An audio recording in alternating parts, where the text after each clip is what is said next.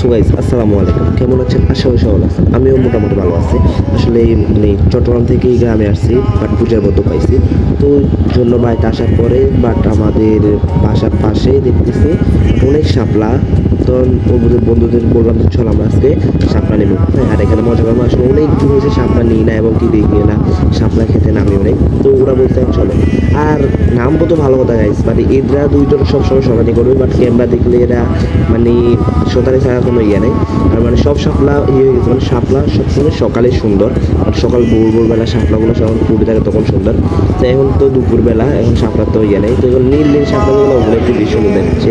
তো আপনারা দেখতে থাকুন, আমরা যে শাপলাগুলো নিয়েছি, মানে আমি বেশি নিয়ে আর বেশি নিয়েছি, সবচেয়ে শাপলা বেশি আমি নিয়েছি, কারণ আমার সাথে কেউ পারে নাই। আসলে আমি সব থেকে আগে দিয়েছি যে বেশি নিয়েছি, আর ক্যামেরা একটু বেশি না হয়েছে, কারণ আমার সাথে গিয়েছে ওই দৌড়ে গিয়েছে আমার সাথে, বাট কি কার আগে বেশি শাপলা নিতে হবে। আর শাপলা নেওয়ার পর আমরা এখানে অনেকগুলো ব্যাট পাইছি, বাট আমরা ব্যাট বলি, আর কি বলে আমরা জানি, আমরা ব্যাট বলি, ব্যাটগুলো খাইছি, বাট ওটার ভিডিও আমি দিব 2 দিন পর।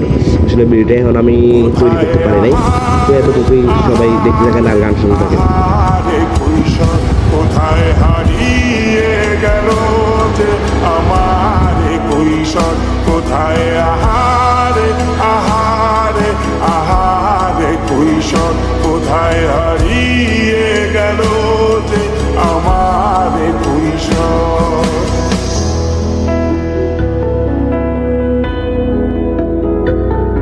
শৈশবে স্বপ্ন ছিল শুধু, কবে হব আমি বড়।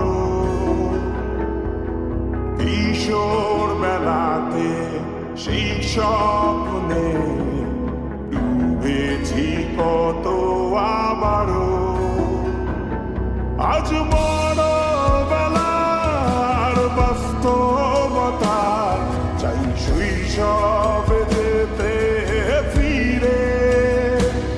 সব মধু মাখা স্মৃতি আমার সোনার শৈশব।